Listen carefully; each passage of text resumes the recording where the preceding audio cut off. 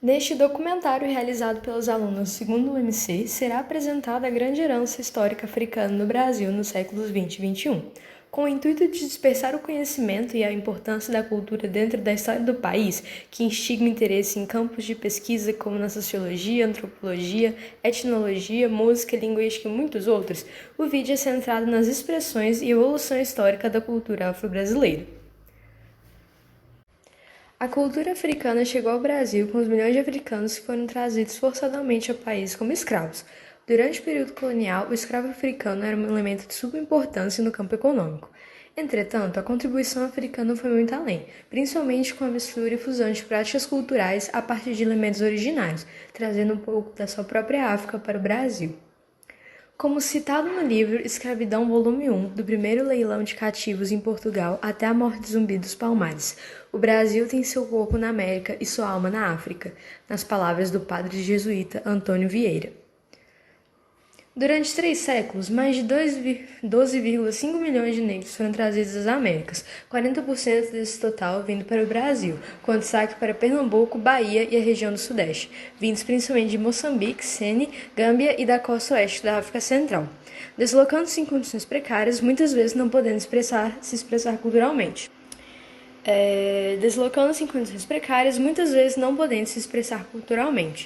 Desde a captura na África até a chegada no Brasil, essas pessoas poderiam ser sujeitas a até 5 transações de compra e venda, processo humilhante, além de cansativo e desgastante.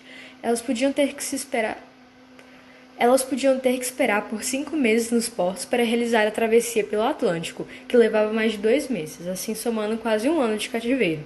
Antes de embarcarem, os negros eram submetidos a um padre com a função de catequizá-los e dá-los novos nomes. Além disso, também eram obrigados a passar por marcações com ferro que detalhavam o nome, o batismo e o traficante.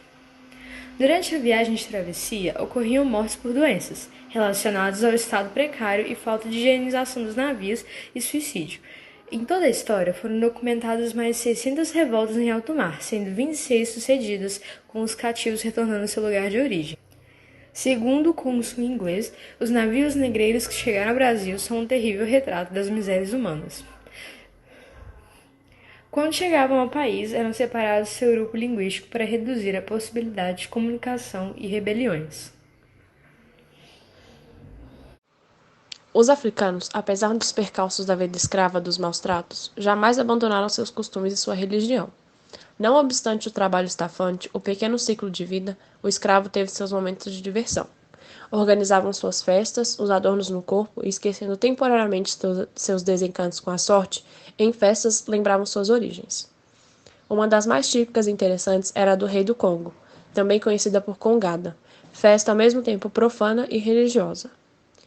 De maneira geral, tanto na época colonial como durante o século XIX, a matriz cultural de origem europeia foi a mais valorizada no Brasil. Enquanto que as manifestações culturais afro-brasileiras foram muitas vezes desprezadas, desestimuladas e até proibidas.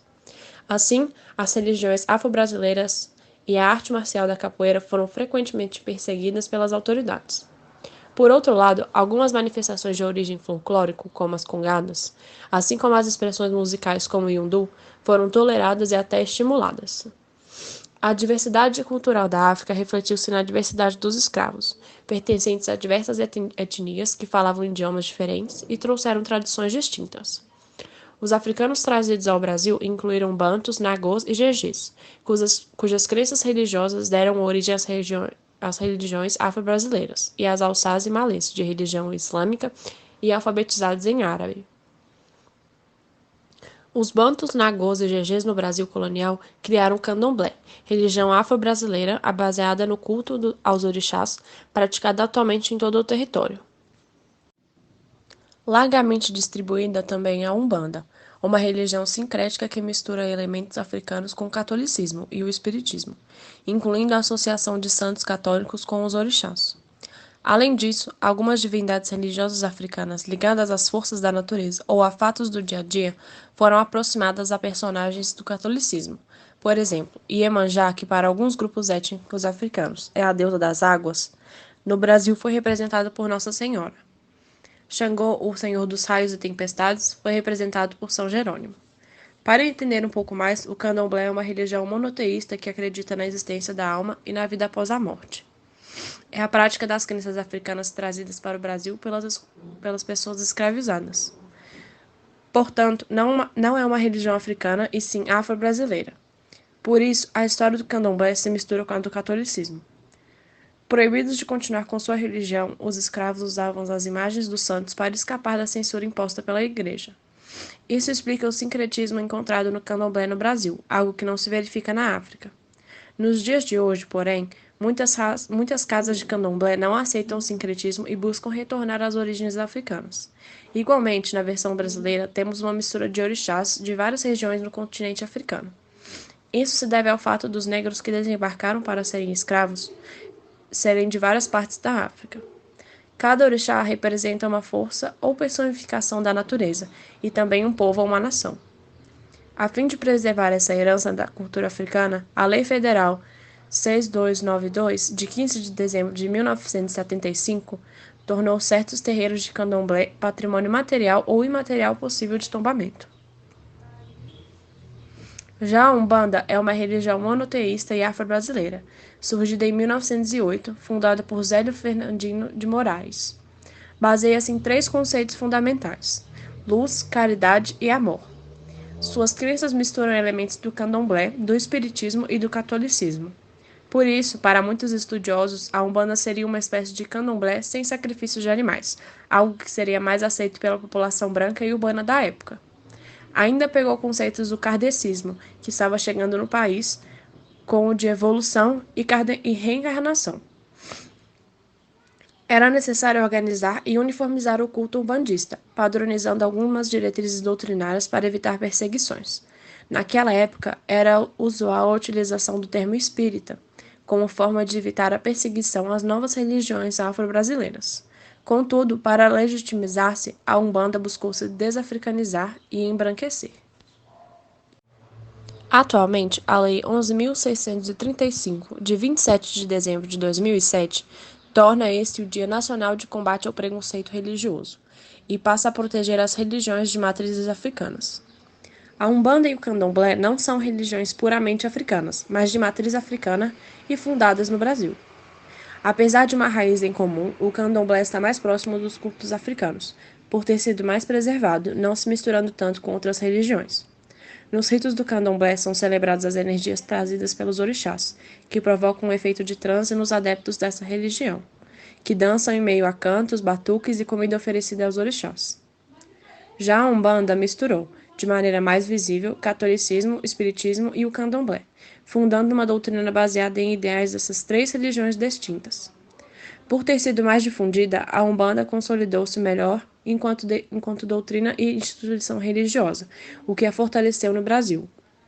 Deste modo, a partir de meados do século XX, as expressões culturais afro-brasileiras começaram a ser gradualmente mais aceitas e admiradas pelas elites brasileiras como expressões artísticas genuinamente nacionais. Nem todas as manifestações culturais foram aceitas ao mesmo tempo. O samba foi uma das primeiras expressões da cultura afro-brasileira a ser admirada quando ocupou posição de destaque na música popular no início do século XX. Posteriormente, o governo da ditadura do Estado Novo de Getúlio Vargas desenvolveu políticas de incentivo do nacionalismo, nas quais a cultura afro-brasileira encontrou caminhos de aceitação oficial. Por exemplo, os desfiles de escolas de samba ganharam nessa época aprovação governamental através da União Geral das Escolas de Samba do Brasil, fundada em 1934. Visto isto, muitas festas brasileiras têm origens nas tradições africanas, entre elas a mais famosa e colorida de todas, o Carnaval. Esta, com muito samba e frevo, é uma das sensações do nosso país. Também com muita cor, o maracatu de Pernambuco mistura as culturas indígenas, africanas e europeias. O Bumba Meu Boi é uma encenação de uma lenda criada por africanos sobre a morte e ressurreição de um boi, celebrado com dança, música, teatro e circo. Outras expressões culturais seguiram o mesmo caminho.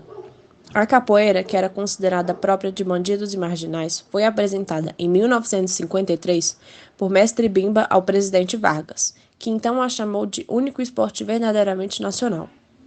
A partir da década de 1950, as perseguições às religiões afro-brasileiras diminuíram e a Umbanda passou a ser seguida por parte da classe média carioca. Na década seguinte, as religiões afro-brasileiras passaram a ser celebradas pela elite intelectual branca.